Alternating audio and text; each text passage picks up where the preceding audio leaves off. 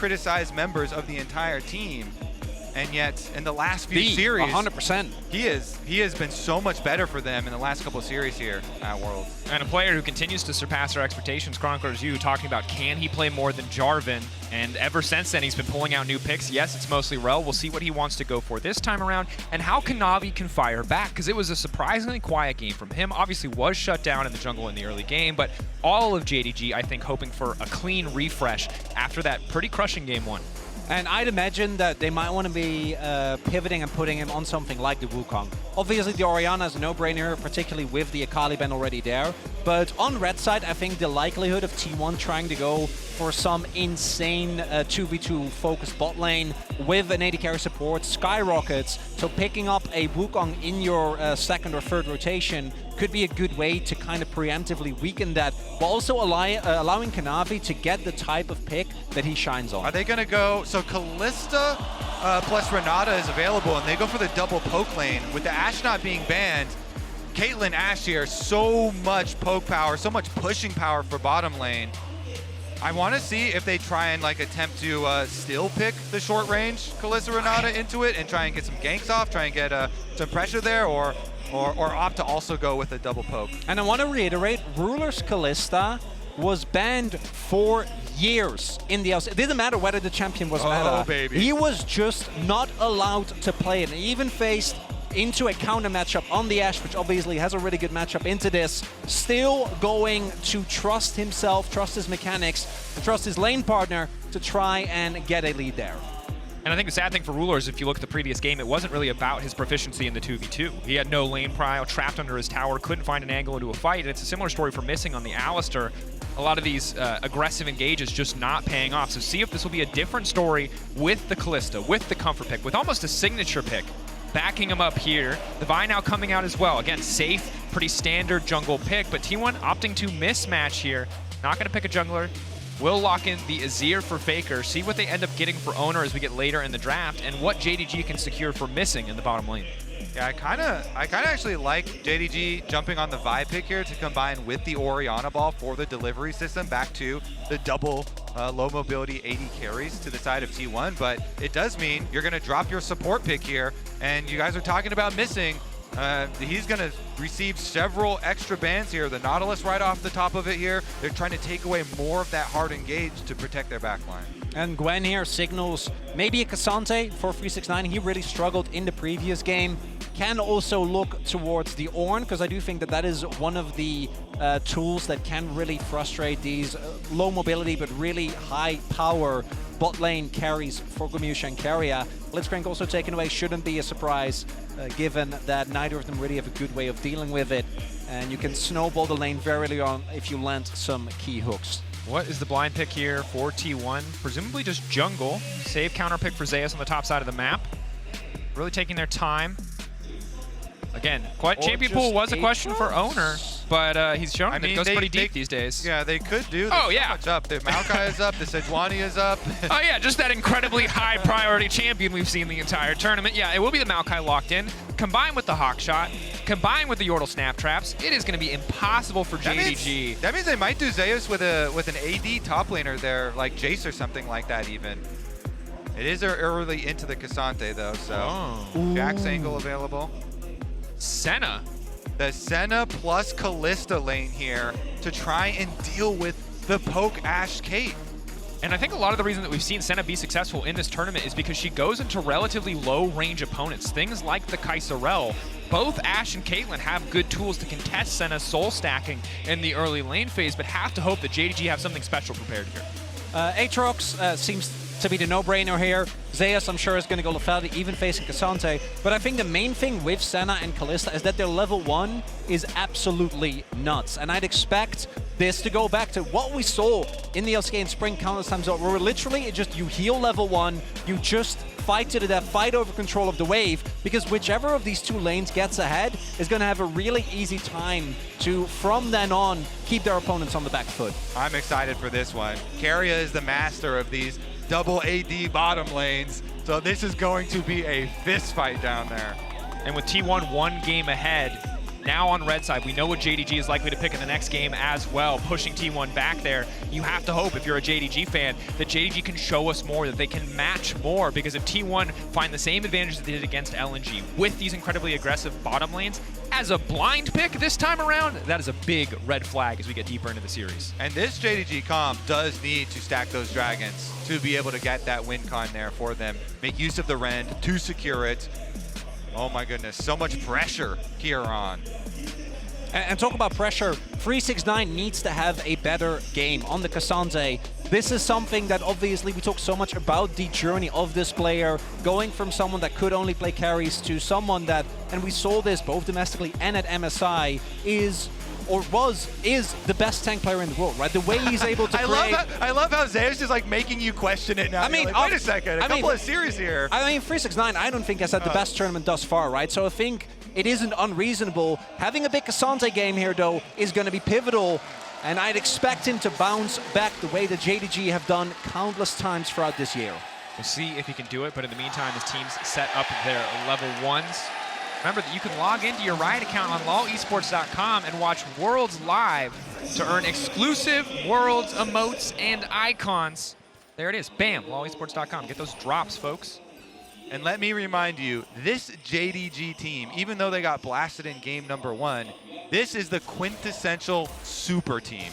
When they added Knight and Ruler to this squad, two of the best carries in the entire world here, their goal was to complete this golden row from the very beginning. This is constructed, this team is constructed to win the entire thing, and they've done so much work to get to this point. T1 though, Faker said, all roads lead to him trying to stand between them and that huge achievement. Keria on the level 1 is going to lead the way with the Ash. Sing taking so much damage, but now continuing to free fire to Keria. Keria has to be careful. Will he be forced to flash over the wall? For now, standing strong. 369 on the backside, has popped the Ghost. 1 Q stack going, but he can't really find an angle in. Has to be careful. Third stack, missing incredibly low. Q through the creeps, trying to pick up some souls. Owner getting lower and lower. 369 for Zeus up to the side, but Owner getting burned down. Owner level 2, he flashes in. They get first blood. It's traded back.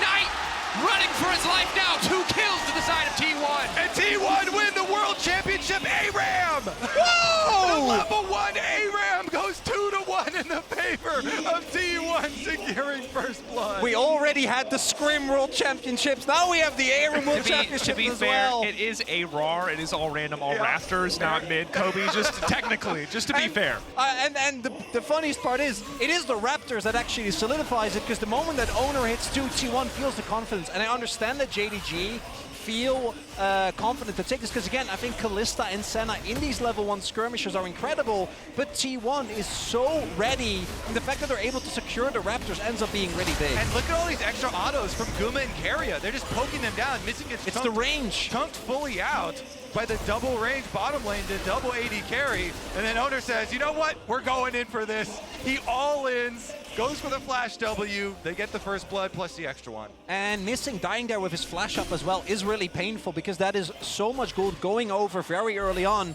to Guma's Caitlyn and providing T1 with the early lead that they're looking for in this lane. Also, Knight blowing his flash here in mid lane for the Orianna might be painful. Faker's gone for the Hail of Blades. This has been a rune choice that actually hasn't won that many games, technically. Faker was actually the guy that did win the game with Hail of Blades. But it does also put out more pressure early on in the lane phase than the Conqueror style. And now with Knight also not having flash, maybe there are some Owner angers here for the Maokai, setting up the saplings around mid lane for Faker to really play aggressively into Knight. For now, 369 on the top side of the map, knowing he's relatively safe to do this as Kanavi is shadowing him in the river.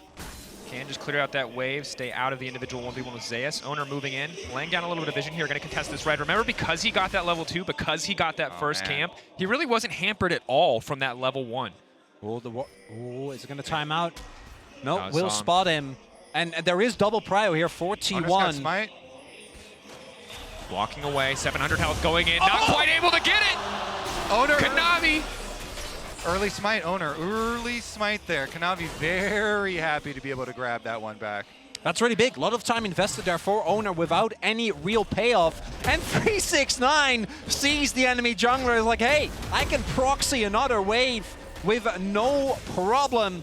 ensuring that he is able to maintain this early CS lead he's built up over Zeus. We got the ARAM championships. We got Farming Simulator on the top side. This game has it all. Now we got a Maokai gank in the bot lane. Ruler has to be careful. Just barely gets around the trap. But Owner stepping forward. The cleanse isn't going to be enough. Walking in, one more on, and they can't wait into the flash in. Carrier seals the deal. Missing, trying to fire back, but Carrier blinking. Kanavi! Kanavi looking for one. That's Bam! one. Knocked down. We've seen the scene in Arcane. You know exactly how this goes. Flash in, hits him with the fisticuffs, double kill. Going over to Kanavi. Really good timing there for Kanavi to go back in. He waits out the barrier from Carrier, then flashes in, gets the extra kill. Kanavi pulling this one back for JDG. And that's the gold lead for T1 now evaporated thanks to that timing from Kanavi. Is really critical for Kanavi trying to save the game plan here for JDG, because that would have been devastating if Ruler went down, both summoner spells blown by Ruler as well, without any repercussions there. It would have greatly diminished the chances they could actually stack their dragons. On the flip side though, Gumayushi actually was able to pick up so much more CS and maintained his summoners. Did not have to flash here as we take another look at that play. Okay, so Owner trying to chase them, past the trap here, goes in, he gets the cleanse out first, and then Carrier waits for his timer, flashes forward to get the extra kill, but Kanavi, we know, coming around the outside, and he picks up the first one on Owner really nicely, then waits patiently, wards in the brush even though there is a control ward there, flashes in as soon as the barrier's over to get number 2. Missing flashing in the backside there just to be careful. Ultimately, it's just kind of a mess on the bottom side. Woof, with some good kills traded back and forth there. Zeus level 6, but at a man disadvantage. We'll make it back. Dark and Blade just locking down Kanavi briefly as Zeus will just return to the top side already. 369 picking up some Thorn Mail. Bramble Vest, rather. And it's like, it feels like the first moment that we've had in this game where there is nothing happening, where we have a little bit of downtime. I don't know how long it's going to last, because Owner is already wrapping around. Does get spotted in a second here by Ruler, but there's no downtime. There is only fighting. Owner on the bottom side of the rift. Carrier will back away. Just fighting to gain control of the lane. They've got no jungler in the area, but Missing just going to do what he can to clear out the saplings and try to protect the control ward. Will get taken away here. And you can tell, they had no idea where Kanavi was, because that Ashe Hawk shot went to go over their own Raptors and Krugs to see if Kanavi was counter jungling at the time, but Kanavi was on his way down towards that fight, down towards the bottom side, so Owner has to get out of there. They were very unsure and definitely respecting this 2-kill Vi now. And after game number 1, where JDG was really put too far behind for them to showcase their team fighting, this game looking a whole lot different, right? Actually staying on even gold here early on in the game, and it's not like that top side isn't going to be a menace when it comes to team fights. Kanavi on the way out, Missing getting slowed up. First the Black Mist coming through just to make sure he can get out to safety. I think it's an excellent point. Kanavi especially against a Hawk shot, against the Maokai sapling, still able to find those kills on the bottom side. Is a big credit to him, because it could be so tricky to remain undetected in the jungle against a composition like this. Level 6 though, taking over for Guma. Yeah. While there are so many stars on JDG, Kanavi's been the one on the team for the longest with his 4-year tenure here, and is going to be a key component this time around, especially those junglers looking for their level 6s. Oh, 369. Doesn't quite have the angle to get the pull back there. All right, walking up and grabbing the honey fruit. Will be spotted on the vision. But just there for a little bit of extra laning sustain, as 369 is going to do his best to pick up these creeps. Has the biscuit, so no concerns on the mana front. And I think the Kanavi angle is something that people have to appreciate and respect, because this is a guy that after his time in Griffin, it was kind of a question mark as to where his career was going to go. And those initial years on JDG weren't nearly as glamorous as this one has been. So the fact that he has stuck with this team through thick and thin, that the organization has stuck with him to reach this point against T1, is a testament to the tenacity of that player. There is also just, even when JDG wasn't nearly as successful as they have been throughout this year, already so much talk amongst a lot of LCK junglers as well about the creativity. A lot of early meta developments were spearheaded by this player. And he is the one with the most gold on JDG right now. We'll see what impact he can have in the skirmishes, because the follow-up CC on JDG is, I think, a really big part of how they want to play out these early skirmishes. All right, Owner should get level 6 off these Wolves, I think, for the Maokai. And Kanavi's already starting up Rift Herald, so it should be a Dragon trade for the Rift Herald. I don't think T1 want to fight anything up on the top side of the map, and they'll be happy actually to trade these objectives. But that does mean JDG will have the extra pushing power and try and snowball here. Big gold injection from this Rift Herald, and already to a very rich Vi. They're going to have to make a very big Vi ultimate plus Shockwave play to make this worthwhile. Also do note, and this is something in the last game Zeus got away with, because Kawan, he was mega fed as old. The gank from 369, pushing for a bit more, but nothing going to come from it. Just an ult for ult trade. Vi stepping up, Kanavi ready to go. Just baiting out the Darkened Blade, however, Zeus to clear the wave and should be fine. But as I was saying earlier, the fact that Zeus is going for this full lethality build, as Owner does get spotted, there is almost teleport available for Knight, so we'll see if a response is available here. Kanavi also making his way over. Just the fact that in the 1v1, Zeus is going to have so much less pressure than he did in the last game. It's going to force T1 to meet JDG in straight-up team fights. Biggest power spike on the whole map right now, though, is Kanavi finishing Divine Sunder. With his 2 early kills and his Rift Herald gold and Vi ultimate ready, the power is in his hands here to turn the tides for JDG. Zeus waiting till the last second to cancel the back. Does it now. Unstoppable from Cassante. Still gets pulled back. Not going to cost 369 much of anything, just delaying the recall. Trying to mess up the timings here. From the side of JDG, good news for T1 is that while it's not as dominant, Guma and Carrier have been able to grab a couple plates on the bottom side, the power of this pushing bottom lane. It will get harder, though, as we get later into the game, missing 38 souls. Every 20 souls, he's been getting 15 AD, 20 range, 10% crit chance. So despite the fact that he has almost no gold income as a support, Senna will become a threat eventually.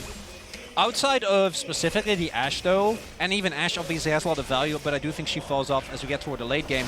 Oh, Arrow? Nice back cancel there. Thank you for that, Carrier.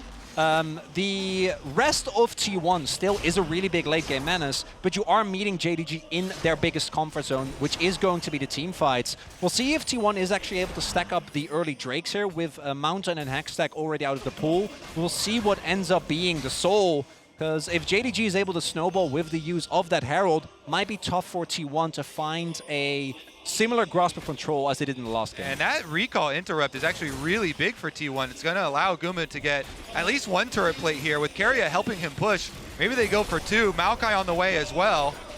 Cleanse up and available for Ruler. Missing has to be careful about stepping too far forward. Faker in the area as well. The flash, potential to make some plays, but the response, Herald being dropped in the mid lane, at least 2 plates for Knight. If they want to commit, instead they're moving down into the river to maybe try to leverage the power of Kanavi here. Again, power spike's pretty limited.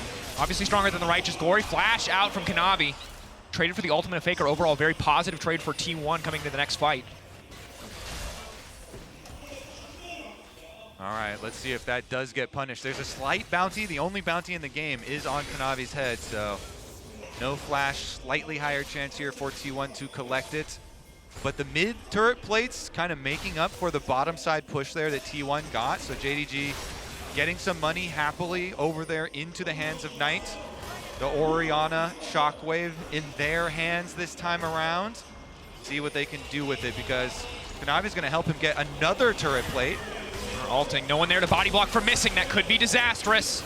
Carrier behind, Zeus behind as well. Kanavi going to be in trouble. Ruler now trying to run for his life, kiting this one out. Zeus keeping his eyes on the Callistas. Kanavi in the backside will find one. Knight with the Shockwave at least managing to lock down the trade kill. This is huge for JDG. They did not teleport 369 in. That is a teleport cooldown for Zeus and a 1-for-1 with both junglers going down. 369 gets to stay topside and get turret plate money. Not only that, the shutdown went to Carrier. You'd really much rather have that on Faker or Gumayushi, but instead, JDG able to trade 1-for-1, killed the shutdown rather, doesn't even go to the ideal target for T1, and they're able to get plates towards the top side for 369 just before they fall off. Patience from Zeus there on the return to lane. 369 waiting in the darkness, hoping to get more out of that trade. But we can take a look at how this play starts out. The aggressive use of the ultimate from Owner. Yeah, they use the Maokai ult to lock them up. Zeus with the teleport down, and then they go for it. But look how they're able to focus down Owner on the other side. As a nice dodge there on the Ashe arrow. Goes 1-for-1, and with the extra rend, slow down here. They're able to kite away, keep T1 without getting too much damage dealt to themselves here on the side of JDG, and that means we're gonna get some extra power spikes coming in as well. Knight very happily finishing up his Ludens, as is Faker. Now, the one advantage that T1 was able to get is that summoners are now down on Ruler and missing. Ruler still has his cleanse, but outside of that, does need to play a lot safer, and I think T1 are going to try and leverage that into getting the second dragon here. We'll see if JDG have a response, because do not forget, if Zeus answers towards top, 369 can TP, but if Zeus doesn't answer, 369 might just be able to get a turret and further build the gold lead for JDG. You can take a look at the MasterCard lane economy. It's the mid jungle for JDG versus the bot lane of T1 when it comes to relative leads, but T1 control mid prio, which means they control setup on the Drake, and it looks like JDG are going to respect that. Not looking to contest this one whatsoever. Do not have the vision, do not have the members in position. It will be a trade of the top lane tier 1 for the second Drake of the game to T1. Infernal Rift coming through. Yeah, the top lane bar going to go a little bit further in the favor of 369 after that one, but it's not going to change too much how they want to play their team comp here. JDG actually have a trailing play in the works here with Kanavi coming down to look to pressure Faker off. Kanavi is so damn strong. The Maokai not going to be effective because it's just not soon enough. Flash out from Faker is clean though. Knight takes at least one tower shot. The pushback Faker trying to make it out, and he will survive. JDG walking away empty-handed. No real wave to play around on that bot lane tower for now. Will be able to, I think, at least get some damage down on the turret. Do get Faker's flash, but he does get away with his life. We'll see if T1 is able to find a counterpunch or if that is just gonna be it. 369 continuing to shove as well. Should be able to get a lot of damage down towards this turret. And now Herald being started up by T1. This is looking to be their answer, but 369, he is getting more and more gold. He gets top tower, he gets bottom tower. Clearly after last game, JDG putting more effort into getting resources into the back pocket of 369. Staying even in CS, but getting so many plates, getting so much gold overall. Finishing his mythic item as well. T1 uncontested again. They took Drake. They've now taken the second Herald. It's been a smooth game so far in terms of objective control. And the big thing here for me is that it's Infernal, right? It's Infernal Sawyer and T1 are up on Drakes, but they are falling further and further behind in gold. Faker doesn't have flash or his ultimate available. It means there's a huge importance on getting your vision control leading up to the dragons, and whoever's going to be able to get there first. Because Gumayushi, with the Caitlyn traps here, trying to get to dragon first and cut off one of those angles, line up the traps, make it so much more difficult for this hard engaged comp of JDG that's much shorter range to actually close that range and get their engage. T1 definitely, a lot of the prep work will really benefit them around the dragon setup, but JDG, they've got a lot of angles to be able to force with. Arrow going between the goalposts there. Not going to quite find the angle. Carrier clearing out as much vision as he can with the Umbral Glaive. Umbral Glaive versus Umbral Glaive. Vision denial, very easy for both sides of this game. But T1 just keeping the sieging pressure in their favor. 369's on the way, long flank. Very long flank. T1 now going to need to start backing up. Owner stepping forward, using the ultimate. Maybe hoping to just generate space for the rest of the team, as Missing's going to pick up more and more souls. But the mid lane tower is still standing for JDG. Both sides seemingly gearing up for a fight. Kanavi getting lower and lower. Ace in the hole will connect. Missing, or Kanavi rather, going to need to back soon. Not really a lot to play for in the mid lane, to be fair. Both teams seemingly just grouping up, ready for the potential of a fight. Zeus in the side lane, clearing out here in T1, trying to push their vision line forward. And you highlighted it, Kobe. Both sides want vision control, but T1 get it so much more easily with the Ashe, with the Maokai saplings. Exactly. That setup does so much. When every brush has a sapling in it, and then every piece of land that's not a brush has a Caitlyn trap on it, yeah, it becomes very annoying to navigate. Something we haven't talked about as much yet, we are starting to kind of see here, is that Owner is Maokai historically just hasn't been that good, sitting on like a 42% win rate over the year, and particularly at the start of the year where the Maokai Sejuani trait was basically every single jungle matchup.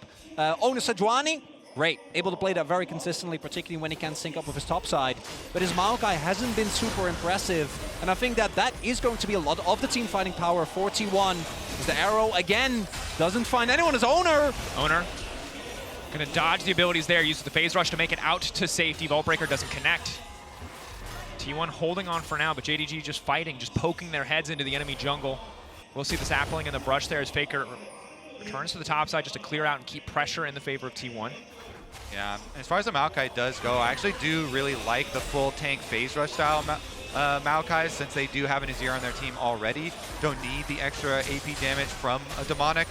He might have a hard time here working his way through all these JDG members in the brush, though, lying in wait, just trying to catch any T1 member who gets close to this dragon setup. Because JDG know that is a #1 goal for them, trying to keep T1 out of that setup. Certainly is. The other big thing to keep your eye on is item spikes. 1 item and some change for just about everybody on the Rift. See if anyone can hit their 2nd item before we get into this 3rd Drake. Baron on the table in 30 seconds, but I can't imagine either side will rush it. Instead, the Infernal, the center of attention, nearly perfectly synced timers on the major objectives. And it doesn't look like we're going to see any other major item finishes. Ruler backed, but just a pickaxe and a longsword. Guma also just shy of his 2nd item. And right now, T1 are moving into the river. The vision control still not too bad here for JDG. We'll see 369 also on a possible flank angle. Ace in the hole used early just to chunk out Knight. And again, this is the struggle of the JDG lineup, is how do you gain control? No vision control, traps blocking 1 entrance, only 1 entrance left, meaning Owner has perfect setup for an ulti to kick this fight off. Arrow gonna connect first. Kanavi now locked up, brings it back into the rest of the team. Owner in the midst of everybody, and Zeus now on the way in. Kanavi still standing for now. Ruler pulling back his support, and now JDG looks to turn. Unstoppable is 369. They know that they've gotten what they came for. JDG now backing off, do not want to overextend in the play. This is huge. The entire front line from T1 has been deleted. JDG, what a successful turnaround in that fight. It's Kanavi with the in-the-moment decision to turn around on Owner, and with the cooldowns down, no front line available, T1 isn't going to be able to get themselves to a soul point for this Infernal Soul, and JDG take control. TP back in means first tower, or tower in the mid lane in favor of JDG, as well as the Infernal Drake. Faker going to be forced to run. And again, JDG, a massive threat. The later you get in the game, the more clean this team feels, and they're proving it again here on the back of the play from Kanavi. I have to feel like that was a bit of a blunder from T1 frontline, just charging in instead of trying to play off of their extra range, their saplings, their traps, their poke. As soon as they get this Ash Arrow in the tri-brush, they've got the pop, and they go for it. Owner all-ins, and then they flash him back deeper into the team, and then Vi ultimate keeps Owner here just long enough, so even as he flashes, they're able to get the kill as Ruler is able to rend him down. And particularly against the Orianna, you can't try and fight through that, right? Not even 369 joined the fight. At that point, I think it was already mostly over, but just the threat of that Orianna ultimate should be enough to dissuade T1. They try to bite off way more, knowing how important this dragon is, and end up paying for it dearly.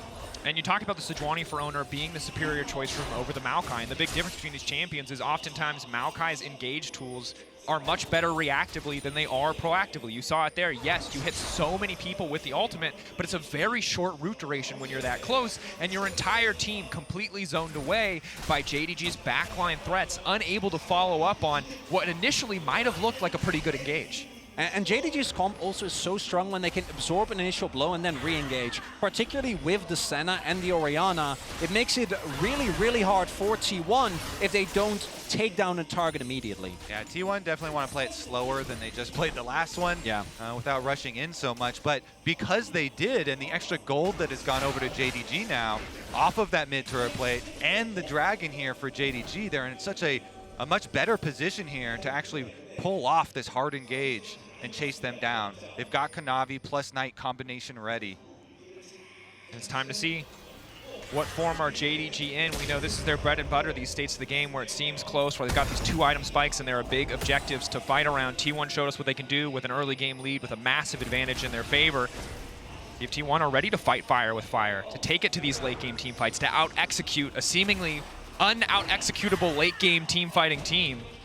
And really big here as well is that Zeus hasn't actually been able to find the backline yet. And as we can see, 369 can just get prio on every single wave because Zeus doesn't win the 1v1. Didn't even go for Eclipse, right? This is just full-on Duskblade together with Edge of Night. So his ability to chew through a, I don't know how much armor 369 is sitting on, but it's going to be way too much for this Aatrox to deal with. Makes it really hard for T1 to gain control of the side waves. Ace in the hole, not going to lead to much effect there. Command Protect.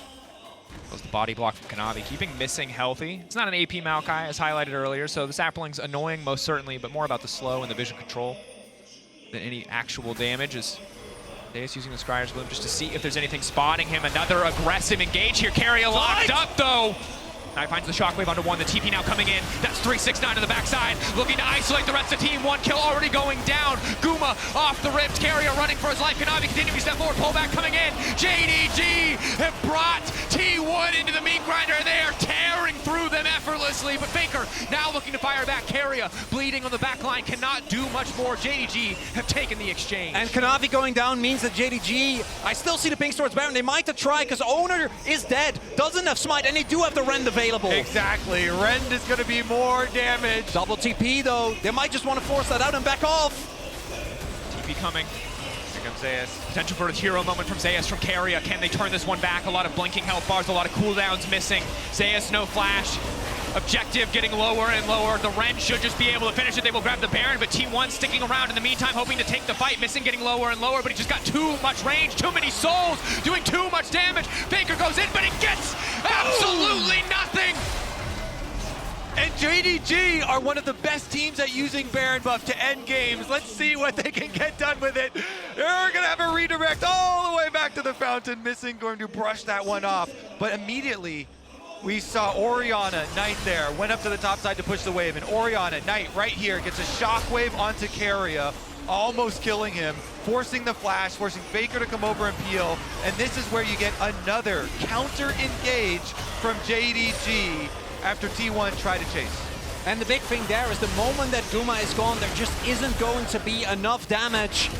369 able to isolate Owner, which even though we do see Kanavi go down, ends up being fine for JDG. They have the confidence to just trust this Kalista and the fact that they still have a front line. And was so close there too. Zeus almost killed Knight, almost took down the Orianna, evening the kills up there, but he just barely was unable to. Knight was able to escape.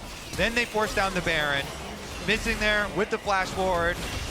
Faker trying to take down Ruler, but then he's in the middle of all of JDG. You can see the brief moment of joy in the replay there. JDG very much in control of this game, gonna grab their second Infernal Drake. See what they can get done with the Red Bull Baron power play. Already 2.5K in their favor. Expecting to break down some tier 2s here, but again, a lot of great defensive tools from the side of T1 to at least slow this push down. All right, buying time for the split push here. Even though they're sacrificing turret pushes here to Baron, trying to get something back with those objective bounties popping off. And if you're T1 at this stage, you're just going to do everything you can to hold on.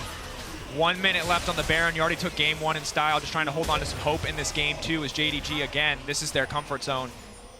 Pressing this lead forward, taking these fights, these confident re-engages. Facing the hole again, good damage onto missing, but you can heal up a lot of that. They just get 2? Nah, okay. Particularly because it's Lethality Senna, right? So he's going to fire 2 Qs and going to be completely fine, and the damage hasn't actually been that meaningful. And from this point on, JDG, with the Red Bull Baron power play, should be able to, as we've seen already, 3K gold lead. Additionally, should be able to set up with the map control that they have now to get themselves to that Infernal Soul point. And there will be no one on T1 that can stand up to the amount of damage that's going to be output by this JDG comp in the team fights. Particularly once Knight finishes his death cap. That's what I was looking at. That's lights out. That's what I was looking at. Double needlessly large rods already for him. Going for a recall now. Might even have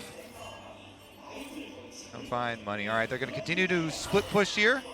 Sending 369 down to bottom side to catch Faker's attempt to get another objective bounty. You see Faker going for the bottom side turret objective bounty there, while the rest of JDG push top. Should be pretty easy to tear through that tower at this stage of the game. So 369 there to pick up the CS. Won't be able to stop the tower take. JDG not afraid to walk up. 99 souls on missing, about to have 100 extra range here. Just going to continue to rain down auto attacks, rain down Qs, picking up so many souls as the tower drops there.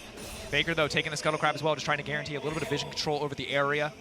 2.5 minutes on the Baron, 3 minutes on the Infernal Drake. Not soul for either side, but arenas for both teams to pick fights. And now T1 is in a position where your only way of trying to get back in this game is Carrier hitting an arrow, but if you look at the targets, really hard to consistently hit many of the members. 369 doesn't care, can catch any arrow. Kanavi can easily get out of the way. Same for Ruler. or you need to have Owner go in. But particularly with the build he's gone for and how far he's behind, he's not going to be able to take the brunt of that damage. So really, T1 just hoping that 369 overextend into a play, and there's a moment for our Faker or Gumayushi can take over a team fight. Meanwhile, with all this money that JDG and Kanavi especially have gotten, is a Guardian Angel completed for the Vi. So he, as a jungler, can go straight headlong into the rest of the team, deliver that shockwave to the back line, and still be able to get up afterwards. Same can be said for Cassante. With the Gargoyle Stone Plate, 369 has been a very rich Cassante split pushing, getting these outer towers down for his team. And it's definitely going to be a problem for T1 as the JDG engage is massive. Yeah, and for T1, you've kind of tried to pull the trigger twice. Owner throwing the ulti over the wall, Owner going in on the Vi, and both times it's worked against you, and you're kind of out of attempts. If you fumble one more engage, if JDG get the better of you in one more fight, it feels like it's just game over here in game 2 of the series. So has to count against the nerves of T1, knowing that the next one needs to be flawless if you want to mount a comeback. And that's I'd argue that they've already run out of lives, right? Like the health bars are blinking, and particularly with the amount of summoners that are available for JDG, it's really hard to imagine a scenario where someone like Ruler, for example, gets caught at the start of a fight because he has so much innate safety. Missing can be pulled back by Ruler as well, as Knight does now finish his death cap. Gotta imagine that Baron and Soul Point next on the table for JDG. Yeah, I mean, Kanavi, the Vi has a 3-level lead over the Maokai Owner here. It is definitely going to be a massive difference as far as this front line is concerned. And guess what?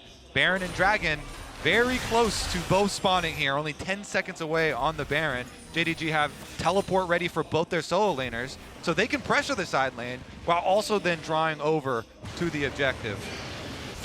Farsight Trinket keeping information on the Baron. Faker using the passive there to just try to get mid control. Again, all about this priority. Keria fishing with the arrow. It will not connect. Casual 226 heal from a Senna Q. That's fun. JDG, again, they have their choice. They have control right now, but T1 playing more up to the Baron. Not worried about third Drake for JDG. Clearly much more worried about losing control on the Baron side. Kanavi going in. Immediate start to the fight. Faker now locked up. The fight does so much damage. Kanavi's early game lead put to good use here. The GA now coming out. T1, can they fight back? Zaya's leaping in, will get Kanavi in the end. 1-for-1 thus far. Zaya's going back under the Azir tower. The rest of T1 now need to barrel into the fight, but it's eyes on Knight. Can he get more damage down? 369 in the midst of everybody, and he's going all out into the back line.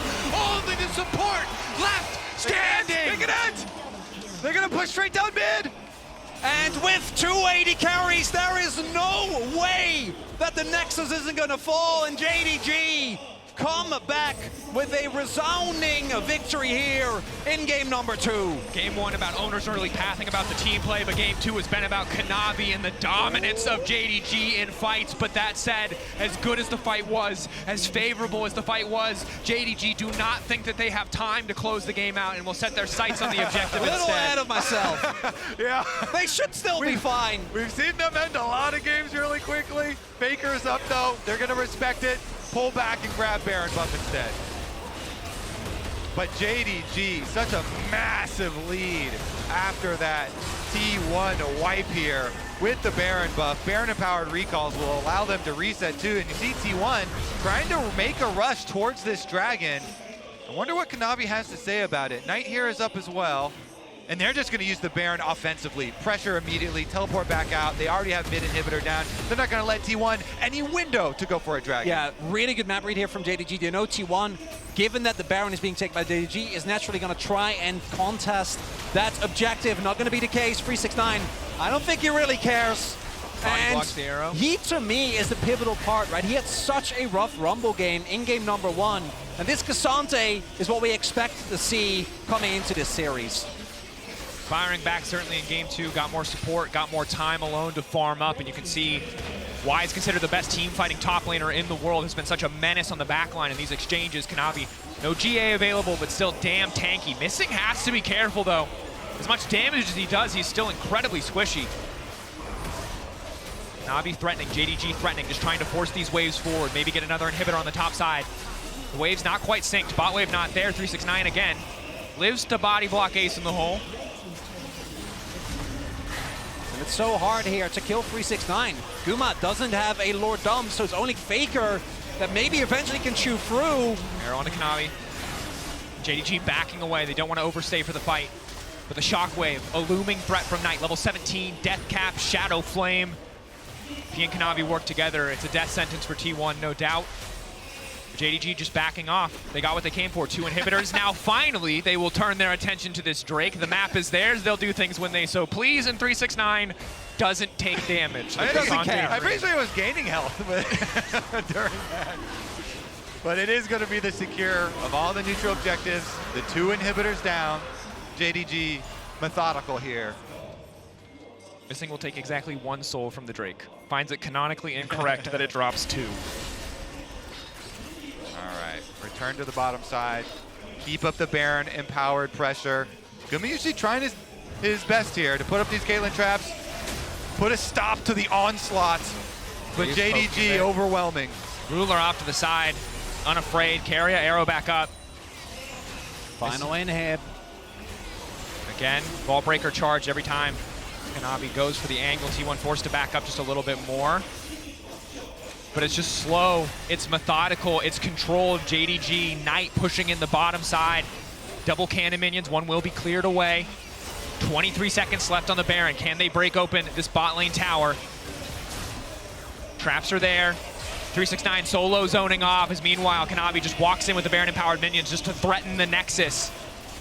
JDG, their chokehold on T1 and they're starting to squeeze T1. Not a lot of options left, but the arrow going wide, potentially the last glimmer of hope. Now fading in this game too, Missing taking a big chunk of damage here. No wave, T1 still able to clear it. Finally bot wave now coming in. It feels like an inevitability, but it's not over till it's over. T1 ready for 1 potential final fight. Zaya's poking off to the side still. Has a bit more armor pen now. Can start to hurt 369. Ulti coming out from Owner. Faker looking for an angle here, just gonna get a bit more poke down, but again, JDG are too composed, they're too controlled, they will not take the bait, they will walk away, knowing that victory is inevitable as long as they do not make a mistake. And this is about as secure as you can go, right? You want to ensure that you don't somehow give an opportunity to T1 to get a miraculous team fight, like a multi-man shuffle into Zeus, knocking people up, trying to blow up your backline. Because as you say, as long as you don't do that, as long as you play it out safe, you are going to get Infernal Soul in about 2 minutes. Yep. You'll be able to get the Baron as well. You can win this game without ever fighting, which I, as an LCK caster, really appreciate. And what we've learned, if nothing else, is that the Golden Road has some pretty strict speed limits here in these late game scenarios. I think with 3 inhibitors down, you can just go into their base, and as long as you respect the engage and the Ash Arrow, you should be able to just use the pressure to wear them down. T1 are going to get very desperate here. They have no territory to work with. With double super minions coming down every single lane, there's a multiplicative effect. They buff each other up. You just have to wait in there and not give an engage opportunity. Have to be a little bit careful about that one. The good news is, but Zeus is behind. They're going for it. T1. Looking for the angle. Missing could be in trouble here. Zeus on the backside looking to lock up, trying to take down a bit more damage. Infernal Chain's not going to be very effective. Knight going golden. Has a bit more space. Kanavi now on the way in. In goes Kanavi. And that should just be it. T1 holding on for dear life. Faker uncontested on the backside. Gumichi going golden, but he is going to go down. The flash out will not be enough. GA up just in time to keep Kanavi standing. It's a clean ace in the base of T1 as JDG will move on and close out game 2. It's a textbook game from JDG. And to me, it's the top side that made the difference. 369 with a much better game, but Kanavi in particular, the hero of the early game. Him and Knight securing these mid-game team fights, and once JDG has a hold, they don't let go. Beautiful re-engages there from JDG. When T1 try and make that pick and try rush, they turn it around on them. They get the dragon, they get the extra money back in. They punish these T1 moves. And 2 strong wins from both sides. Different wins, most certainly, but we're going to have to see what it looks like as we get closer and closer to game 3. For now, we're going to send it to a quick break. When we return, the analyst desk.